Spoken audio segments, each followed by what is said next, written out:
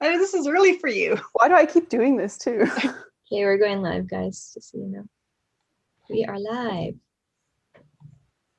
Like right now we're live? This is early for you. Why do I keep doing this too? Oh, someone's gonna have to mute there. Oh, is that me? Oh, that's me, my bad. That was me the whole time. Hello, everyone. Having some technical difficulties on my end.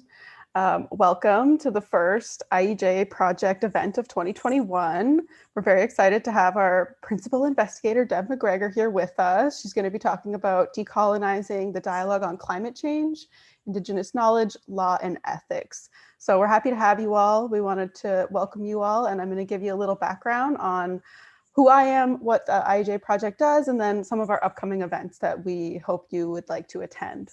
So hello, Minande Beneshi Kwen Dishnakas, Gitaganzi B and Donjaba, Gigo and Dodem, Anishinaabe Kwen Dao, Port Moody, Megwandinda. So I just told you my spirit name. I'm Fish Clan. I'm from Garden River First Nation, and my name is JC Chiblo. I currently live in Port Moody, which is in BC, so Coast Salish territories.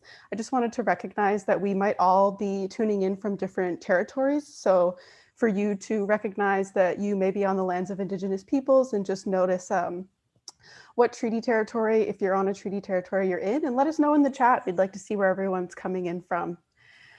So welcome. Oh, it's being recorded. Okay, great. So welcome. We're going to get going pretty soon. We just have a couple housekeeping things to mention.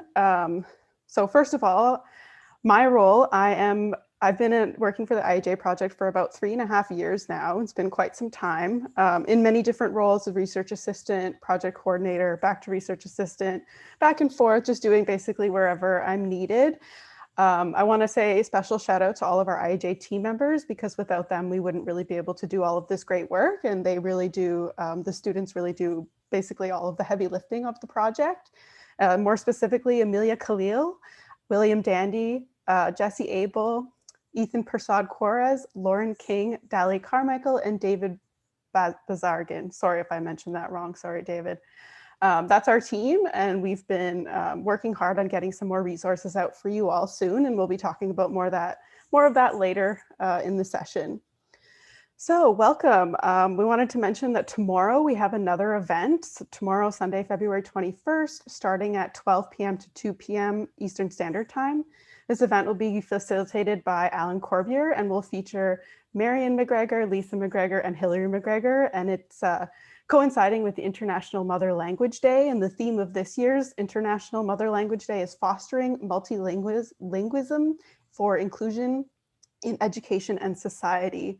So tomorrow's event will be focusing on the grand/mother tongue, grappling with intergenerational Anishinaabe transmission in the internet age.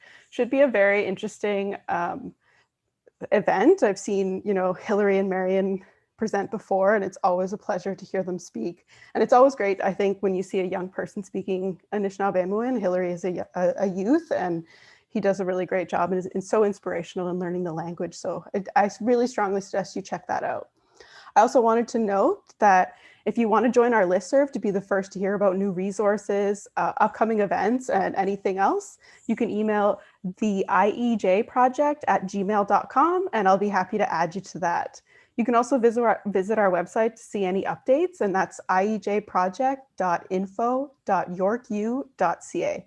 Or you can just type in Google the IEJ project, and we tend to come up pretty quickly. Our website houses plenty of resources for educators, students, researchers, or anyone that wants to learn more about Indigenous environmental justice.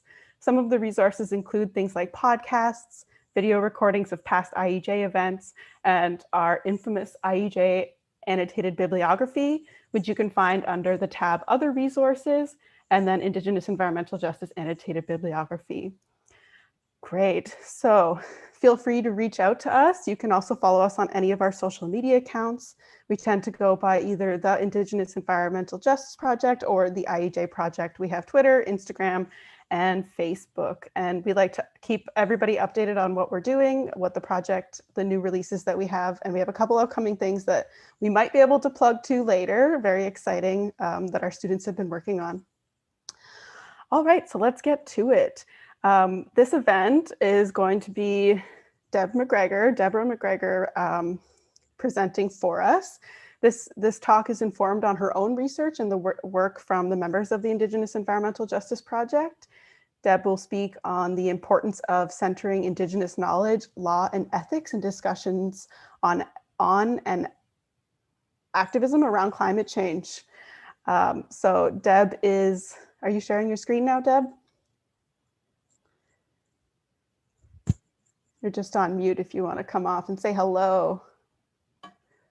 Deb McGregor is our PI for the project. She is the chair of Indigenous Environmental Justice and also is a prof at York University in both the Faculty of Urban and Environmental Change and Osgoode Law School. She's from Whitefish River First Nation and is also Anishinaabe. Welcome, Deb. Oh, you're on mute real quick. I'm gonna unmute. Okay.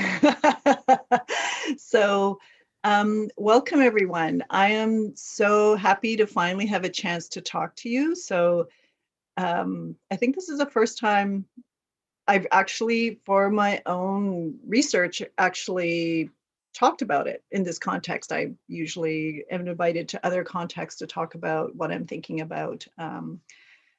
Climate justice, climate action, climate change.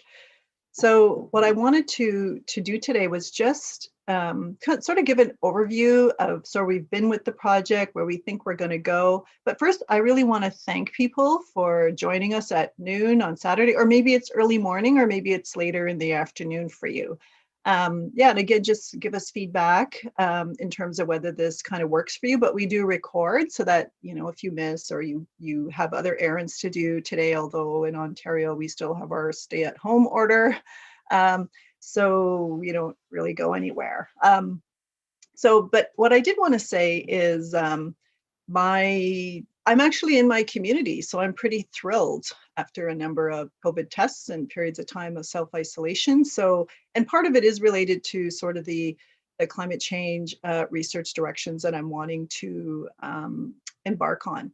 What I did want to do today is just sort of talk a little bit about my current thinking in terms of where I think kind of the state of where climate change discussion and dialogue is going. And I wanted to call the presentation Decolonizing the Climate Change Dialogue, because I find that there's still some ideas and concepts that are hard to kind of get into the dialogue. There's certain sort of dialogue and stories that kind of dominate the landscape in terms of how we even understand climate change and how we define what the problem are, the challenges that we're facing, which then influences the type of solutions that are then proposed, and whether those solutions are going to perpetuate or exacerbate inequities and injustices or not. So, but I did mention to JC, and actually want to thank Dali, because she's the handler here on all the IT,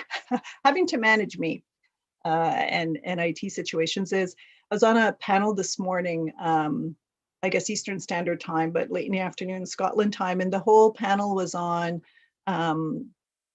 anti-racism and anti-colonialism and climate justice education. Like, how do you introduce these kind of conversations into education? So in some ways, it's kind of influenced what I'm going to talk about today, because I did find it like hugely engaging, but also very relevant to the work that I try to do. It doesn't really matter sometimes in whatever space that I'm in. You're always in this position of having to try to educate and inform people about Indigenous realities, because the fact is most folks don't know much about that. So what I'm going to do is share a PowerPoint, mostly because it keeps me on track, because I can talk about this for a very long time, and because I do think about it a lot. I'd have to say this whole week I've been giving it a lot of thought. Just came from a walk from outside, just because that's how I center myself in terms of my thinking and what I'm going to say. But I do, unfortunately, need to hold myself in check. So you'll have to bear with me, because there's probably a little bit more text that I really want to inflict on people on a Saturday. So with that, I'm going to share my screen and have this, and I'm really looking forward to the discussion and engagement because I learn a lot from others' experience. And part of the whole purpose of the work that I've been doing in terms of Indigenous environmental justice and now climate justice is really trying to amplify the voices and conversation of people who may not have the kind of opportunities I might have as a scholar to be in spaces where you can kind of influence, ideally in a good way, future directions. So I'm very keen to hear what people have to say. So can people see the screen? I can see it, but I'm not sure if anybody else can. And I'm not sure how anybody can tell me. Let me just see. Could people see that? Did you start sharing? Just feel free to start sharing. Oh, I thought I did, because it's certainly dominating my landscape. Okay.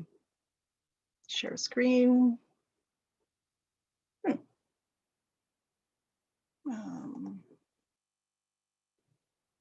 Just give me a moment here. Hopefully, actually, I don't want to share this. Nobody should be inflicted upon what that is. So while I'm talking, so there was this wonderful storyteller from Nigeria who was on the call this morning, and she talked about stories and the importance of stories. And I realized often when I invited to different spaces to talk about climate change, I often center it on stories, because I look at how the international climate change community understands climate change and the current definitions and the way the conversation happens. And I would never say that that is not important. Like, I would never say that understanding climate change in the way that the IPCC talks about it isn't important, because clearly, absolutely it is. What I would say is it's not the only story to tell about climate change, and that there's other stories that need to be told. So the way I think about it is, yes, that's true. That is what's happening to the planet, but there's all other kind of truths that also need to be heard and talked about. And there's different stories about the Earth. And there's also stories that the Earth is trying to tell as well. So let's see if we can get the share screen working this time. And there it is.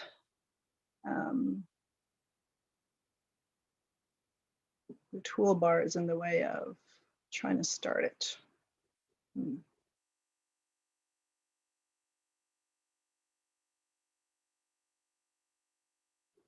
What does this look like to you, JC? So apologies for this, because when I'm not in charge. Slideshow tab up there, and you can probably start to present under slideshow. Oh, I see. I have to move the. And from beginning, perfect. Yes. Apologies for that. When I'm not the host, it looks different to me. So one learns all the time. So yeah, so let me just get started. So I was definitely inspired by Mara in terms of how she talked about storytelling. And sometimes when I do present, I do bring along my son, who JC mentioned will be speaking tomorrow about language, to talk about how our stories, or Indigenous people's stories, actually can inform the climate change discussion and help decolonize it, to accept other sources of knowledge, which has been kind of a recent experience of mine, is how to contribute to climate change assessments, how to contribute to climate change solutions from a different source of knowledge than currently exists out there. So with that, I did want, when we talk about decolonizing anything, the one, I suppose, challenge I have is that I don't always like to center the colonizer when we have these discussions. And that's kind of what you do as soon as you say decolonizing. So I always remind myself and remind anybody who's listening that we're always kind of starting from our own framework, always starting from creation. Indigenous peoples have been here for thousands of years. They know stuff from being here for thousands and thousands of years, dealt with dramatic environmental change over time, even prior to colonization, learned how we were going to interact with other nations and get along if we weren't. So treaty making, governance, knowledge sharing, all of that. So people have been here for thousands of years and have our own creation stories. And this is just a snapshot, but essentially in creation stories, you learn about our relationships and our responsibilities. And learning about these responsibilities and obligations and relationships forms the core of what I refer to now as Indigenous knowledge systems. And in many respects, also legal systems and how we conduct ourselves in relation to the planet. So before even talking about decolonizing, like what was our life like before? Often what I'll say also about creation is sometimes it's pretty loaded because it's in English. And so it conveys, Judeo-Christian sort of ideas around it. But I think about creation as being more like, more understanding of it as more like a verb. And just maybe it was last week I was listening, or 2 weeks ago, listening to Jim Dumont give the creation story again. Every time I hear it, like he's always sharing different insights in relation to it. So it takes a very long time to even kind of wrap your head around the creation story. But my point here is that that we were here for thousands of years. And we weren't sitting around waiting for colonization to happen and then figure out how to decolonize. So, which seems intuitive, but we often don't start with that. So to me, one of the first things to do in terms of decolonizing the dialogue is to acknowledge colonialism. Again, I'm in a number of policy spaces, even academic spaces, where people don't want to go there.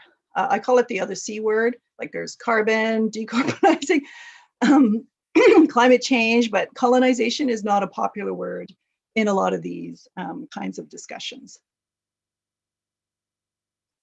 And so that's one of the first things. And so often what I'll do is, here I have the final report of the Royal Commission on, the Truth and Reconciliation Commission report, because it outlined the genocidal policies of the Canadian state, the continued historical colonialism still into the present day and what that looks like, what the purpose of it was, but that it's still here.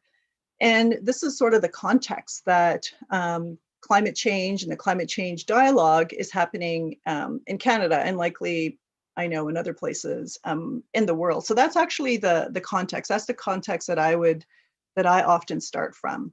And then, then I get questions around, what does that have to do with climate change? Like, why are we talking about the Truth and Reconciliation Commission report? Why are we talking about the murdered, missing, and Indigenous women and girls inquiry? What does that have to do with climate change? But it has everything to do with it, because a lot of those policies of those genocidal policies are still in place. Those root causes of racism and discrimination still exist within society. They haven't gone away. So they're still very much part of the everyday lived experience of Indigenous peoples, whether you're in an urban context or a First Nation context. So they're very relevant in the everyday lives of people. So to me, they make sense in terms of that being a climate change context.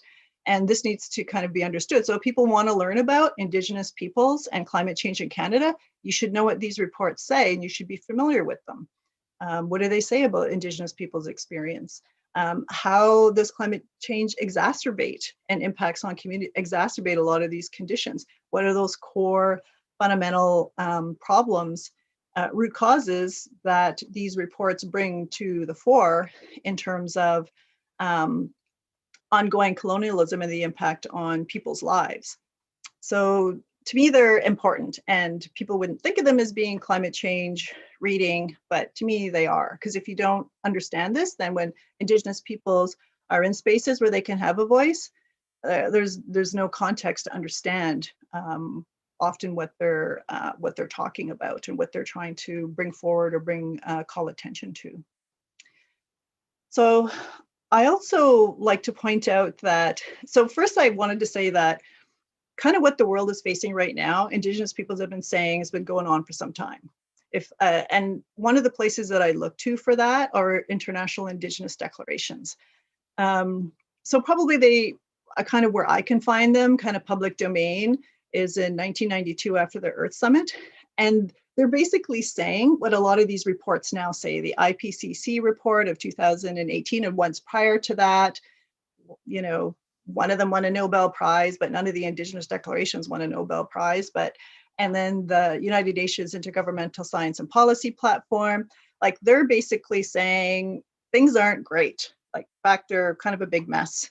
And there needs to be major transformation happening in terms of how human nature relations, the kind of global economy, all kinds of transformation and changes need to happen in order to kind of move towards a different direction in terms of the planet. So it's not looking good. So scientists and the scientific panels are agreeing with Indigenous peoples have been saying for quite some time, who also have been calling for transformation, pointing to what the root causes are of the challenges that we're facing. So, you know, it's not looking good. I have this here because there's often voices that we don't hear, that we need to hear and that we need to amplify. I think about all the survivors who contributed and shared their stories as part of the Truth and Reconciliation Commission, the families of the murdered, missing, and Indigenous women and girls, how hard that would have been. But we need to listen to people's stories and experiences and accept and understand them on their own terms, and not make it so abstract, because that's often an easier thing to do. Here I wanted to point to the fact that, as I mentioned before, is that we've always been here. We always had our own laws, our own governance system, our own knowledge systems that enabled our relationships with all of creation. So when I point to like sort of how these global assessments are pointing to the mess that, you know, humans have made of the planet, and where we need to go in terms of transformation, that it's kind of interesting. I was thinking about this report this morning. It was published in 1992, and it was called Our Responsibility to Future Generations. And what they described, the authors in this report described as being the root causes of the kind of, at the time, you know, people said ecological crisis, now we say climate crisis, was of humanity's increasing separation of our relationship to the earth and to the planet itself. Like that was what they said was the root cause of a lot of the problems that we're going to be facing. And if we were not going to close that gap, things were going to get worse. So when I think about how these assessments define and are going through the process of trying to define the exact nature of the crisis that we're facing, that it was already kind of known and understood in particular ways by Indigenous peoples. And we had our own processes in place that would ensure this connection and sustainable relationship with the ancestors, future generations, spirit worlds, and with creation itself. And it was so critical to maintain that in order to try to prevent what's kind of we're facing and what we're facing now collectively on the planet. So here I really draw on the work of Kyle White, who I greatly admire. Think he's a fantastic leading edge scholar. Thinks about, I think, a lot of these thinks about these issues in a very decolonized way, but also understands it as having roots in Indigenous knowledge systems and his own understanding and experience as a Potawatomi scholar. So Indigenous peoples, he says, and I agree, and others have said, and again, the international declarations have pointed to this for decades, that Indigenous peoples have already experienced and endured centuries of immense cultural, political, and environmental changes, and have been severely impacted by all of this. So I think what's starting to happen is other people are starting to experience what Indigenous peoples have experienced. Indigenous societies are more vulnerable to climate change impacts because of the historical ongoing colonialism. Indigenous societies have also adapted and survived. So here we are, despite these genocidal policies that I talked about before, that we've managed to survive, that we've managed to adapt. And actually, our stories also point to that we've been able to do that. They point to what we need to rely on in order to be able to survive massive change that happens in our lives. So, but what I find in terms of the broader climate change dialogue, when I look at what let's say I Google the United Nations Indigenous People Climate Change, it does point to the vulnerability of Indigenous peoples' increased risk, increased vulnerability. So you see a lot of that narrative, and that is true. It's absolutely true. That's exactly what's happening. But you don't see as much on how Indigenous peoples can be agents, active agents and problem solvers in what we're facing. You don't see as much of that there. Starting to just a little bit with some of the IPCC and IPBS reports saying, hey, maybe we should start including traditional knowledge in our assessments, and not necessarily going about it in the best ways, because it's kind of new to them. But that is very much a dominant narrative, and I'm not saying it's not true, it is, but there needs to also be a narrative about how Indigenous peoples can shape the future and contribute and to what the solutions could be and what that might look like. And that, again, depends on how you're actually understanding what the nature of the problem or the challenge is.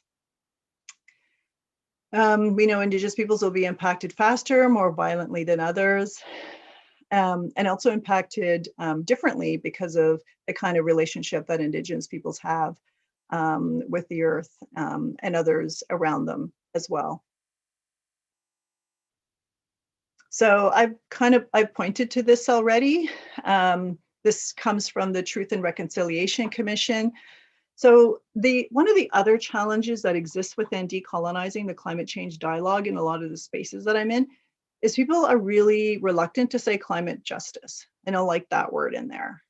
They just like climate change. But really, I was actually writing a paper on this a couple of maybe years ago, and I had a student, I go, we're saying climate justice. Can you find like what a definition of that is? I was having a hard time, like, because people often don't want to go there. It's more like ENGOs, Indigenous people. So even that change from climate change to climate justice is kind of a big deal. Climate crisis, like it's like there's concepts and words that people aren't like always comfortable with.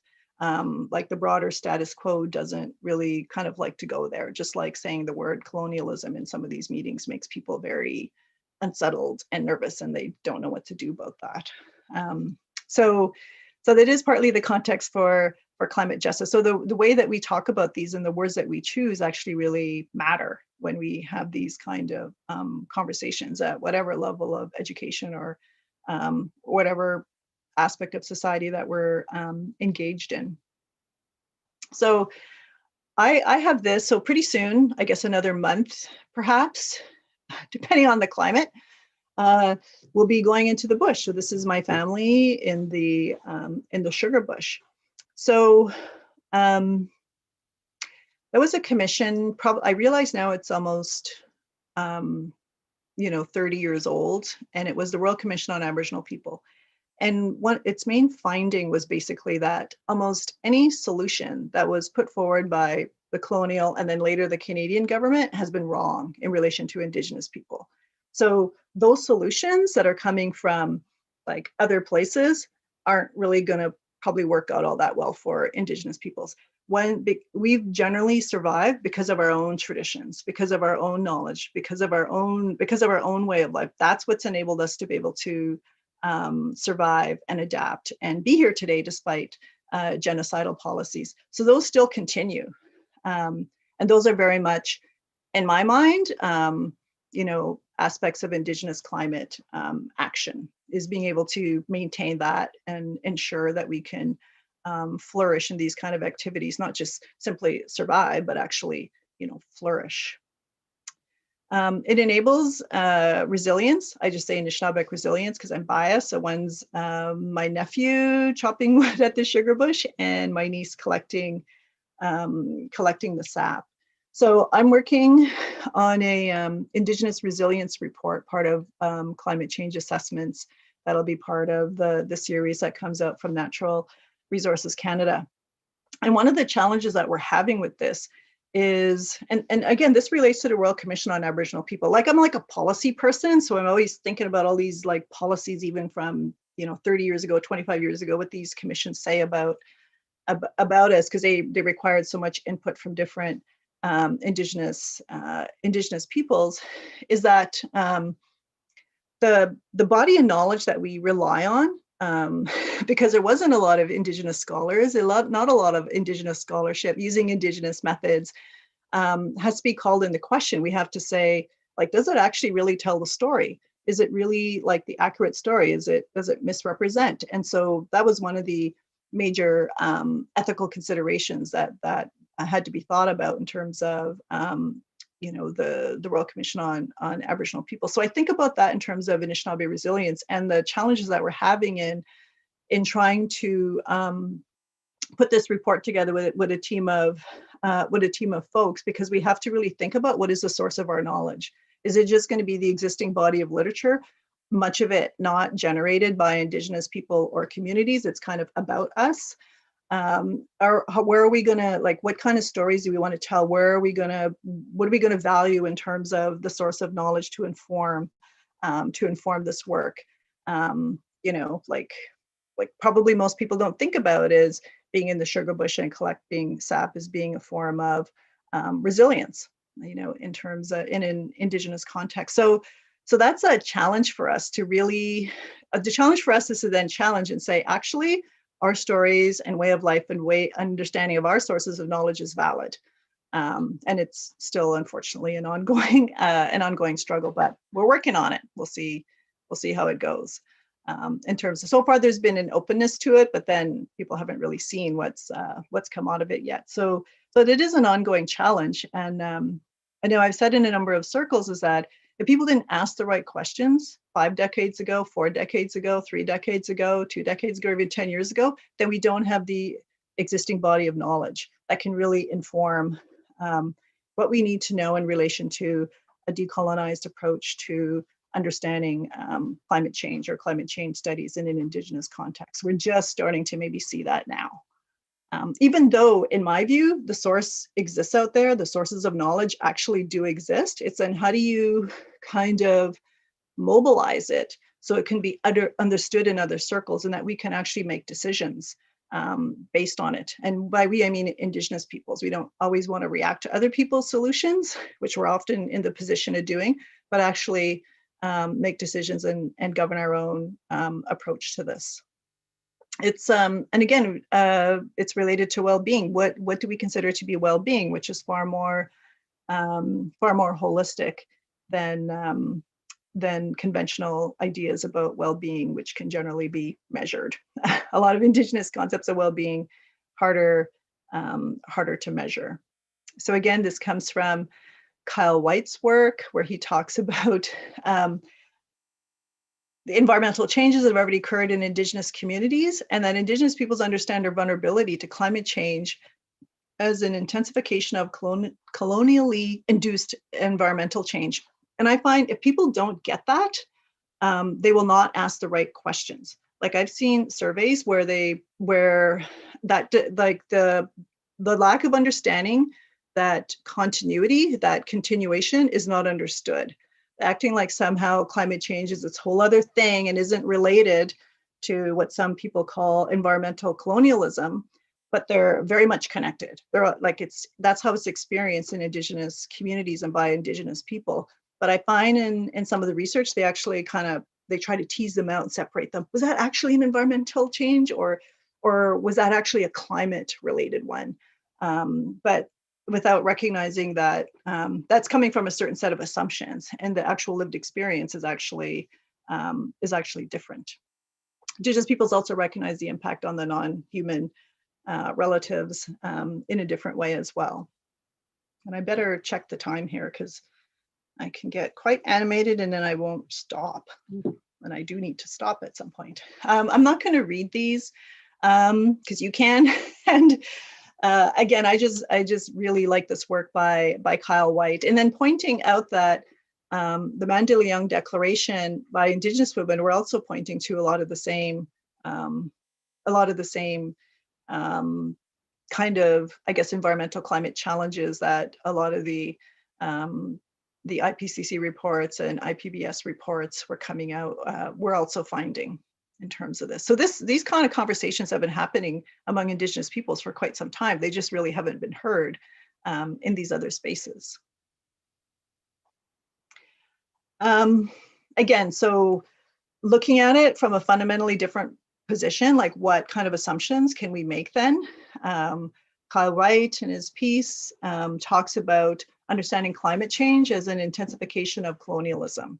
So that's a different way to kind of approach a conversation, a different way to approach research, to kind of the kind of questions you might ask yourself in that kind of work.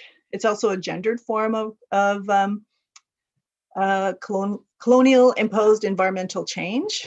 That's why I also think, the Murdered Missing and Indigenous Women's Report is very relevant in these kind of conversations, and that laws, policies, and practices continue to support the historical ongoing colonial agenda, which is why, a lot of my research is moving towards, okay, what are Indigenous legal orders and governance systems? Because these current ones clearly are not solving the problem. I want to just reflect a little bit on a workshop that I facilitated, I realized maybe 3 years ago, with elders and youth.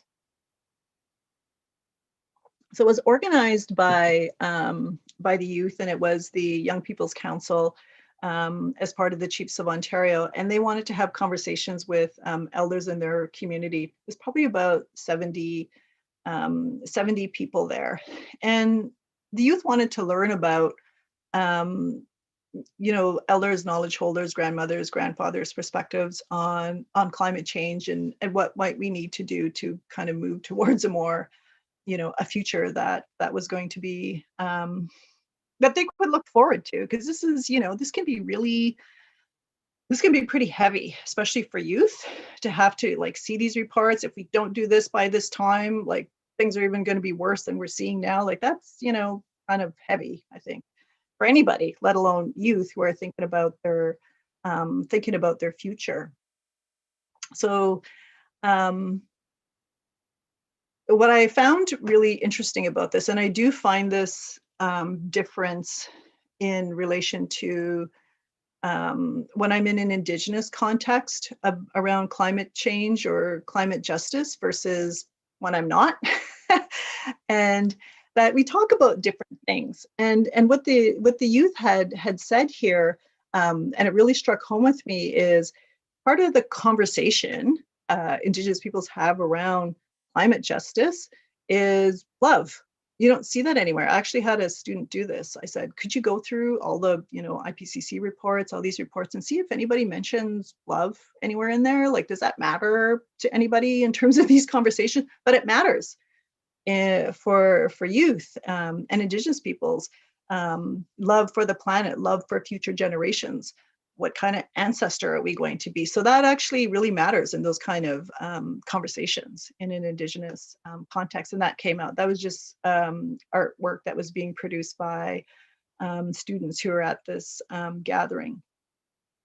Some of the insights, elders focused a lot of their, often there's this perception that elders and youth are like worlds apart in terms of their experiences and how they understand the world. And, I'm not going to say that's not true in certain contexts, but what I found here was that actually a lot of the times they want the same thing and have very similar experiences. And what elders here talked about was what they wanted to see was a healing of the earth. Over their lifetime of generations, they've seen, the deterioration and contamination, inability to be able to do some of the things that they used to do when they were younger. And youth wanted to be able to connect back to the earth. There'd been this disconnection that's occurred, and they were really wanting to connect back to the earth, really wanting to connect with elders. And these are just some quotes that came out of that particular work. And you can find this report, maybe JC, or can find it on the Chiefs of Ontario website if you wanted to read it. More about what elders and youth said about their experiences and where they think we need to go. And Indigenous knowledge, where does that kind of play into this? I highlighted the quote around language because the way I'm thinking right now is part of decolonizing a dialogue has a lot to do with the kind of language that you're using, the kind of language that and terminology that makes other people really uncomfortable, other kind of language that that kind of makes sense to people. Like again, you don't see you often. I don't. There'll probably be love in the Indigenous Resilience Report because that's what's coming from Indigenous communities, but I don't know if we're going to see it so much in some of the other assessments. But the other languages, Indigenous languages, what's the role of Indigenous languages in the climate change dialogue, or in the climate justice conversation that we're trying to have to self-determine our own future in terms of, in the face of the situation, the challenges that we're facing. But the elders felt that language was really important in being able to meet the challenges that we're going to be facing.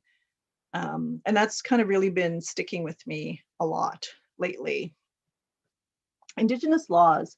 Again, I'm not going to read these, but I think there's a place for Indigenous laws, Indigenous legal traditions, and understanding how we're going to approach our climate change future. How are we going to self-determine our climate change future? Other people's solutions aren't working that well. They don't really consider Indigenous realities in the way that they could. Don't really recognize Indigenous laws and knowledges and experiences in the way that we could be. We're coming from different sets of assumptions. So where's the role of Indigenous laws in all of this? It is a thing now, fortunately, and people are starting to, scholars and others and communities are starting to codify these a bit more so they can influence these broader processes. But a lot of these Indigenous laws will help us. Like in the first slide, when I talked about a lot of our lives are in relation to how we conduct ourselves properly in relation to all of creation. That's what our stories tell us. Our creation stories tell us, and laws can help us do that. I like to work with the concept of Minonamazuin, a good life, because I find that, again, as I mentioned, we're in this space of just thinking about how big it is, like how big the climate crisis is, ecological crisis is, and what's that like? How do we deal with this? How can we influence, to a future that supports life? And it can get really challenging. It can get really depressing. Like I said, like where's the hope in this? Like I don't think, disaster is sort of the message you always want to leave with. You always want to leave with you. So I try to actually figure out, well, then what does actual justice look like?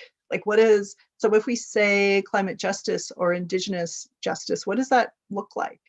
And at the moment, my thinking is around this concept of Minonamazuin, living well with the earth, being well, and that scaling out to the earth and to the planet itself, and how laws can help us do that. Because the purpose of Minonamazuin and our laws is to support the continuance of life. That's what they're geared towards. So to me, they're very relevant, and they exist, and we need to, from my point of view, pay a lot more attention to them.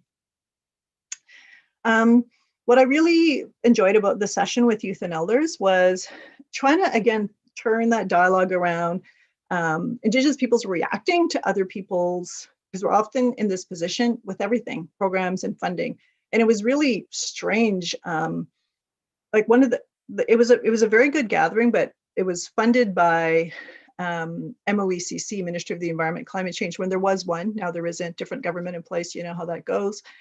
And so they were there because they funded it, and they had their workshop, and this is where I just saw such a different, like real time, where solutions were just like not really connecting, right? So solutions that were being proposed for food security, insecurity brought on by climate changes and other environmental changes that people experience day to day was, well, maybe you can have community gardens and greenhouses, and those aren't bad things. Like, yeah, why not? But what people were actually saying in the meeting and the gathering was, but what we really want to do is go out on the land and collect the medicines, be on the land, because remember, the youth want to connect with the land, We want to be able to hunt moose. We noticed there's a declining moose population. And so this is what people were saying they wanted to do. But those weren't acceptable solutions for, for mitigating or adapting to or coping with climate change. Like that wasn't like that's not the program. But we have money for this. These are our climate change programs. This is what you can apply for. So people, communities and people have to put their energy into like other people's idea, like have to react to other people's ideas of what the solutions are. And I'm not saying they're bad things. They're just like really limited compared to what it is that people actually said. So how do you self-determine your own solutions, and what are they based on?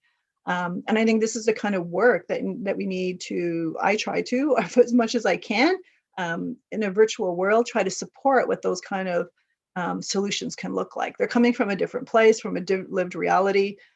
What do they look like? So you're not constantly reacting to other people's programs and how they understand the problem and what they think the solution is.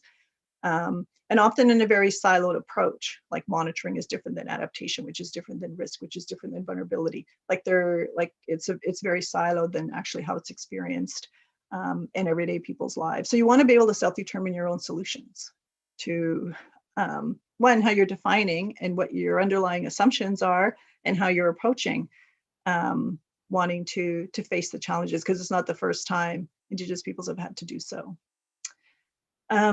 All about the land. Land was central to this. There was a part of me, because I can't help myself. I think in terms of also injustices, it kind of dominates my intellectual landscape a lot of the time. So I'm thinking the community gardens and greenhouses are great. They are. Like I go and I pick kale from the community garden and make my smoothie out of it. Like, I figure that's maybe a healthy thing to do. The thing is, it kind of keeps you off the land, right? Like it keeps Indigenous peoples off the land and still into the community. So sometimes I'm like, when people talk about land-based activities or nature-based solutions, I'm like, are they really going to support the exercise of Aboriginal and treaty rights and people actually being on the land, or is it trying to control and kind of confine where people are? Maybe it's all great. I don't know. I'm kind of old, so I've been around a little bit longer, so I'm a little bit cynical sometimes about things. But I do see hope, because what a lot of the young people said here is in approaching our self-determined solutions, a lot of it's going to be based on our connection and relationship to the land, to the earth, and knowledge that's going to come from our elders and also come from the earth itself, because that's another kind of assumption, recognizing the agency of the earth itself and knowledge that would come from the earth. I'm going to have to make sure I'm checking my time. I really should be wrapping up. So there's time for dialogue. Again, here, just more quotes coming from this. And I think the bottom line here, because literally it is the bottom line, is that the current framework is failing, and it's failing Indigenous peoples. Like it's failing everybody, failing the planet, failing everybody. So we do need to look to different places, different sources of knowledge, different kinds of laws, different governance systems that have existed. And what can we learn? What can we learn from them? And how can we, share our knowledge with each other? Because in saying this, because again, I'm in spaces where people will say, oh, well, you must be rejecting science. You must be rejecting whatever. And I'm like, I'm not. I'm just saying it's not the whole story. It's not the whole truth. It's like, sure, but don't think that's the only story and the only truth that's out there that needs to be considered in the kind of conversations that we need to have in order to move forward. So decolonizing laws and policies. So there's efforts to kind of decolonizing what's already there, whatever policies and laws exist. This has to happen at all scales. This isn't a complete list. Very compartmentalized, I find the approach to climate, to the climate crisis. I always want to point here to the sources of knowledge, because I do find that's key. Like, what do we consider to be knowledge? And how does that influence the kind of decisions that we're going to make? And JC, I am getting to the end here. Indigenous peoples, we have our own laws and protocols that shape these. They have been disrupted through colonization. So if you want to support, a lot of times, Indigenous climate resilience, action, adaptation, it means supporting this. It means helping communities work through intergenerational trauma and recovery and being able to be on the land and language revitalization. I see when people speak the language, to me, that's an Indigenous climate action, because you need to know that. Like, you need to have that kind of foundation. And here I was just also pointing to that sometimes the larger, broader frameworks, they're very helpful, but they're also limited in terms of their own assumptions, like creating the binary between humans and the earth. I am getting to the end. Indigenous futures, what do they look like within this? I think you need to kind of still vision that, to kind of, what is it that we want, as opposed to what is it that we're reacting to? Anishinaabe elder ethics, I figure I should talk about this because this is my title. What does it look like? What kind of ancestor am I going to be? How do we relate to our relatives? Like, we have all processes for how to go about this. What does just relations look like? And we had our own process for this, how to live well, what kind of knowledge, laws, and conduct is required to do that. What stories are telling us? So here, JC, if you have, you can find it, is, so there's a video that came from this gathering that I referred to. 5-minute video you can find on the Chiefs of Ontario website. JC will put it in the chat.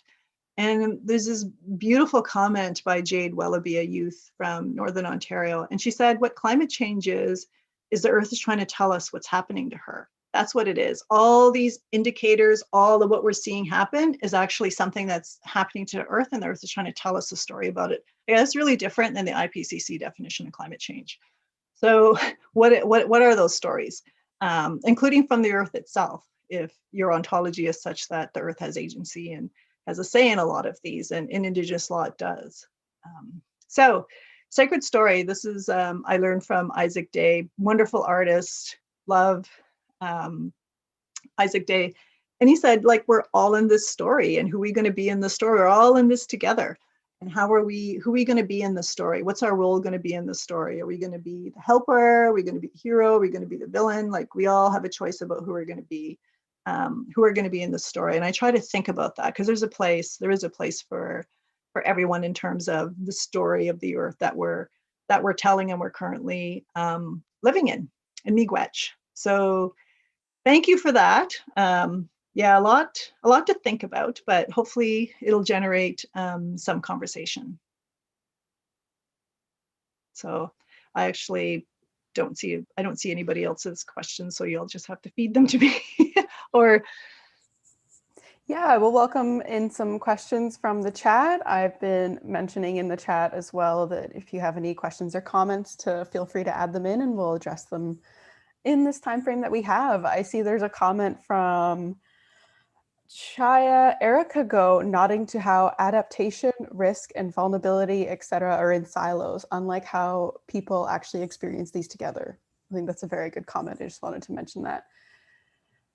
I guess, Deb, I'm wondering, do you have any key takeaways? If you could tell everyone one thing or one action item from listening to this talk that they can take to support either the IAJ project or the wider climate change movement, what would you tell them? That's a really good question, JC. I think I would say to try to think about, not actually think about, because that's too abstract, is to actually really try to develop your own kind of relationship with, I guess, the world, or whatever you want to, however you're constructing this, nature, creation around you, which I know is really hard to do during COVID, because we're supposed to stay home and stay inside, and people are very worried about that. But to me, it really makes a difference. And the way I'll contextualize that is, so in the research that I'm trying to, I'm not gonna like calling it research, but I guess I have to, because I'm in a university, and that's what I have to say and whatever. And it's around sort of whole mitigation adaptation sort of scenario. Like part of the issue around trying to understand the environmental and climate change in Indigenous communities is there isn't the baseline. People weren't doing the baseline.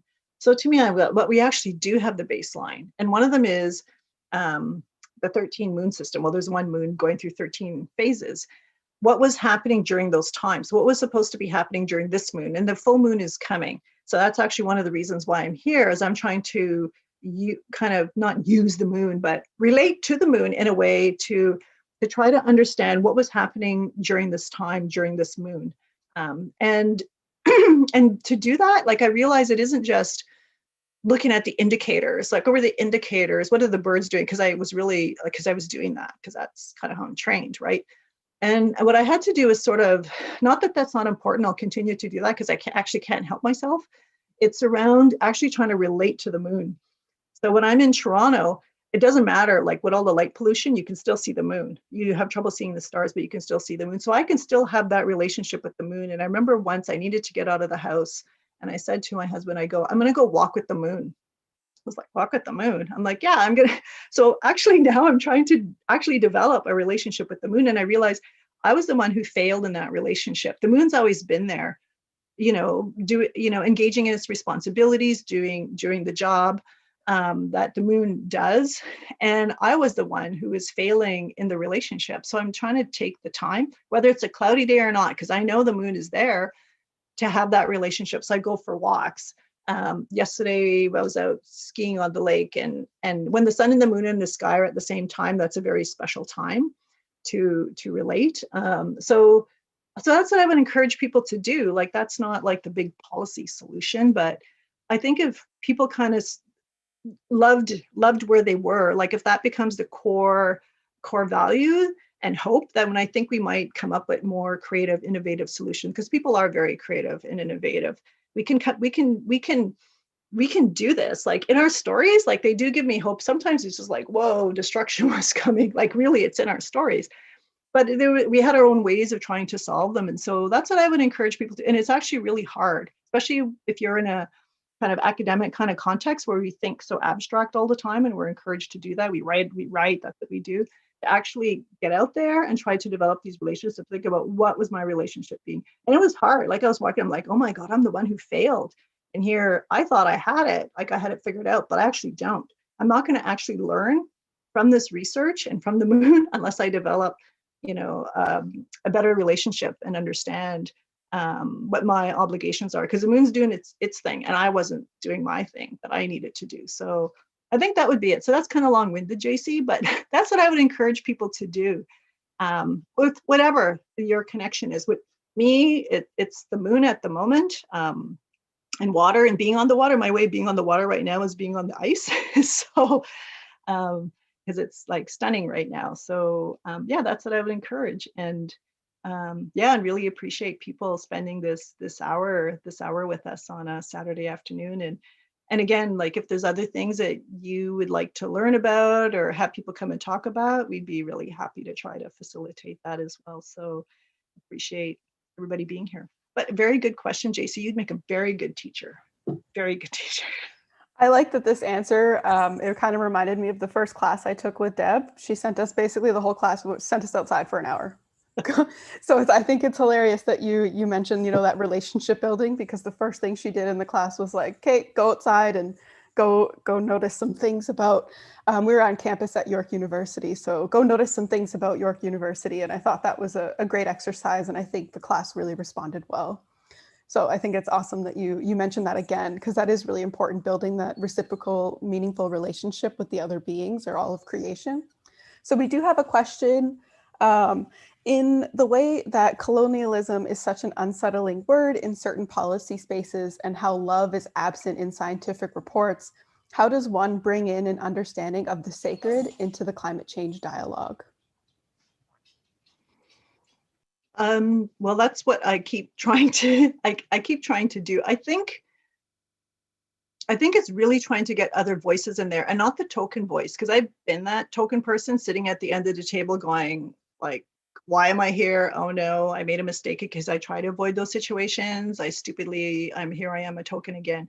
For those voices not to be token, for those voices to be amplified in some way, and trying to figure out where those appropriate alliances can occur. Because sometimes people want to appropriate those Indigenous voices and stories. Like, unfortunately, we have to be careful about that. So I think supporting Indigenous people being able to tell their own stories, and JC just got awfully tiny, but is is really important. Something that we are trying to do in the Indigenous Resilience Report, like, it's like, hey, what have people already said? And what does that story look like in their own words, like in the way that Jade Willoughby talked about? Not having to get all fancy with the language and everything else, like just being able to kind of tell that story and that experience. And I think we're getting a little better at that, but it's not, I think, making the inroads in all the spaces it needs to be. Like often I'm the only one like on a panel and I'm saying what I just said to, and people are like, crazy woman, we don't really have any questions for her. Like so people don't know how to deal with it. So interestingly, in the panel this morning, that's what it was for. How do you even start teaching this in the education system when the kids are really small? These concepts of justice and inequity, and saying words like climate justice. It's not just climate change. It's actually climate justice that we're gonna. It actually needs to happen there. And interestingly enough, and maybe that's why I answered JC's question the way that I did. There was a science teacher on there. He said, often what we do in science, he's a science teacher, is we're trying to jam stuff into like the vessel that's the child. He goes, you're not starting from the place that the child comes from.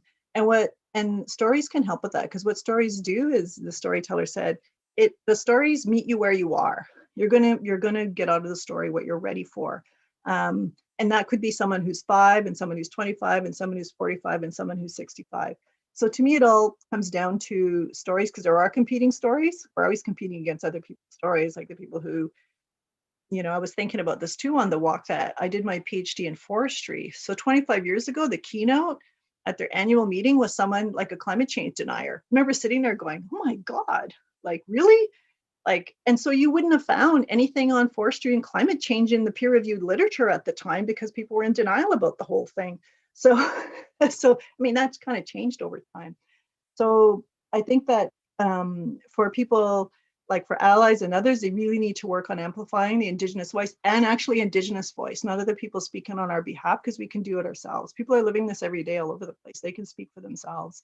And for Indigenous peoples to start getting those safe spaces to be able to talk about this in the way that they like, whether that's through art or drama, however, music, however that those stories need to be told in a way that's authentic.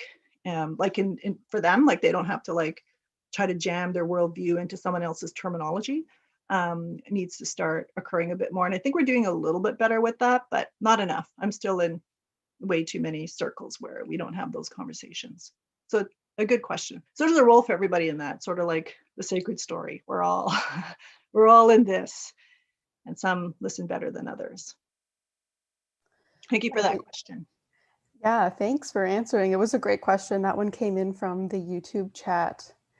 There's some thanks coming in from folks. This is amazing fuel for ongoing work on the land and decolonizing our relationship. So Miigwech coming in from the chat there. Again, if you have any questions, now is a great time. It's looking like we might end a little bit early. I know originally we scheduled till 1:30 Eastern Standard Time, but it's the weekend. And this is a heavy topic, Deb, you kind of mentioned it, that, is for young people, for anyone, sometimes it can get either emotional or daunting to feel and to experience these things. So definitely recognizing that and noting that it's okay to feel that way, and that others do feel that way as well. So focusing on your relationships and what you can do, I think is a good framework. And with that, I just wanted to mention, I also work for Indigenous Climate Action as the community engagement lead. And recently we did a research project with a young woman at Oxford University that was a Canada-wide youth needs assessment. And they have that report on the Indigenous Climate Action website. I would highly recommend looking at that so that you can see, firsthand what young people are saying about climate change in Canada and what kind of things that they want and need to continue to show up in these spaces in a good way. So I would highly recommend reading that report or checking out the social medias on Indigenous Climate Action, because we do reshare a lot of things that are going on. So I'm not seeing too many other questions in the chat, Deb. Oh, there's one from Lisa Myers. Hi, Lisa. Can you talk more about your conversations in community and your workshops on climate justice in these contexts? Oops. I think with the research was supposed to be in communities right now. So actually the work that we did last summer was with youth, and for them to talk about, or for them to, in their own way, and they all did it differently actually, and it's on our website, was to was kind of taking up this dialogue, because it was a dialogue, a climate change dialogue by elders and youth, and connecting to the earth and healing the earth, was what that kind of meant to them. And one, Duncan Stewart, he focused on language. Like his whole piece is on language, and language being core to being able to connect and to heal the earth. Sterling talked about, because of COVID-19, so part of it was, how can you still engage in these during a time like COVID, which doesn't appear to be like ending next week. And she talked about how she had to step up and learn responsibilities, because some people couldn't come into the sugar bush, like my brothers, her uncles couldn't come in. So she had to learn how to do a lot of stuff, how to do a lot of protocols, and how to take care of the fire, and how to. So she had to take up those responsibilities during this time. So she writes about that.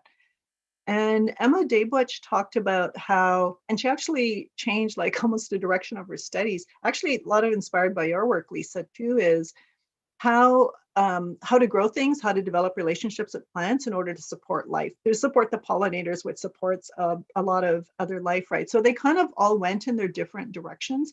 It was work that could still occur, because I couldn't go into the community. There were travel restrictions. You could, like, you just can't put communities at that kind of risk. It was really trying to support youth to maneuver and work their way around this, which is why I say that, like, learning language is actually Indigenous climate action, because that builds resilience.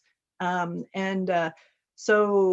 if there's something like where you think, I don't know what to do, well, it's like learning language and learning some of that. So what we want to do more in the workshops is continue those kind of dialogues. What comes out of those kind of dialogues? I talked about what came out of the one, which was stunning to me, because it completely changed my orientation. My world at that point was reacting to all these other reports, and when I grounded it somewhere else, different kind of narratives came out of it. And so you'll find it on the website is that kind of dialogue. And tomorrow in the language event, we'll be actually talking to elders. So it'll be, what do they say about language? And JC will talk a little bit more about that. So the orientation of the project, as you know, is moving towards more to that resilience, to what does that kind of look like? How do we need to support communities?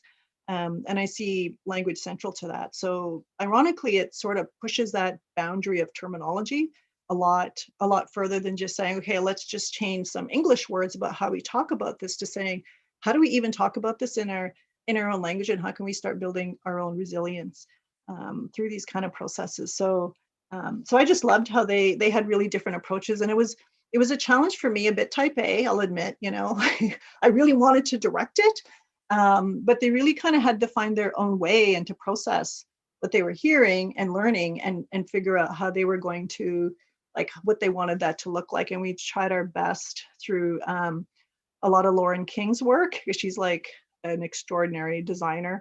She designed the poster for this, by the way. I'm totally useless at that kind of thing. How to try to keep true to what their words were, and not like me make it all abstract and weird or anything like that, right? So that's something that I feel like I really need to do, is try to make sure that we stay true, maintain the integrity of what it is that people are saying, and not make it too abstract and then it becomes out of reach, right? It's a good question, Lisa. I'm glad you're able to join us. It's not a bad thing to leave early, because my husband's standing over there by the door. As soon as we're done, we'll go skiing. So I don't mind, but but I'm just grateful that you joined us for this time, and to have this kind of conversation. And hopefully it was that it was helpful. But JC, and I guess I should also mention another upcoming workshop next week, or talk next week, is intergenerational Indigenous approaches to environmental and climate justice. And this is with a grandmother and her daughter and granddaughter. And one of the things that I've been learning is that a lot of the climate change, this is probably something you don't see. Maybe you'll see it kind of, I think you do see the word, but in a completely different context, is families. You see that in Indigenous context as well. So the importance of family and intergenerational multi-generational is like really important. Like family was like the center of everything, of language and governance and laws. And so I'm really looking forward to this sort of intergenerational aspect to this of the kind of conversations and dialogue that emerges from that. So that'll be coming up. So stay tuned for that. And I'll turn it over to JC.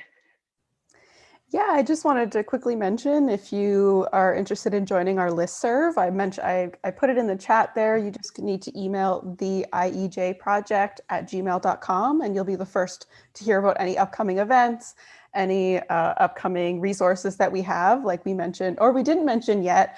Our team's been working hard on an Indigenous climate justice annotated bibliography. So we're hoping to get that released very soon. So if you're interested in that, stay tuned to our website, our social media accounts, the IEJ Project or the Indigenous Environmental Justice Project on Facebook, Twitter, and Instagram, and you'll be the first to see those resources.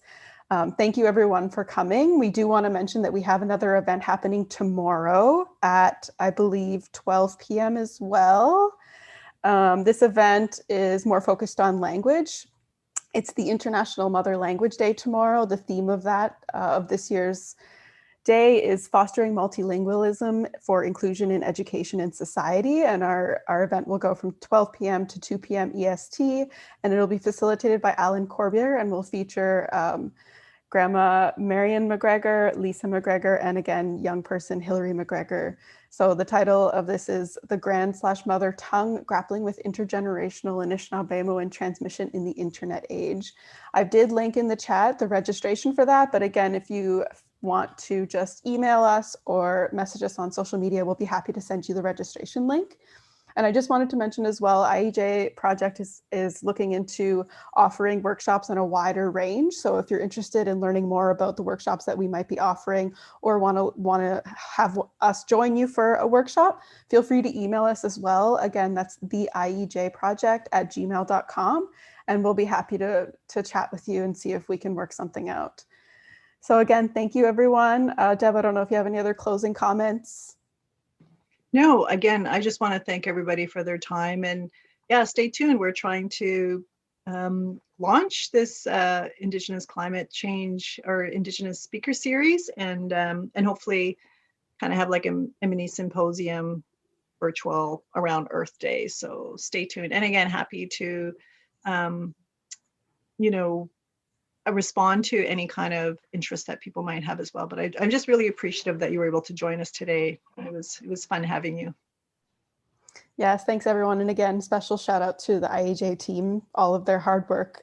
Without them, we wouldn't be able to have these events and have all of these wonderful resources that are on our website. So again, feel free to check out our website or email us or follow us on social media, and we'll be happy to chat with you. So thank you so much for your time, and we hope you have a great weekend, and we hope to see you tomorrow at our event.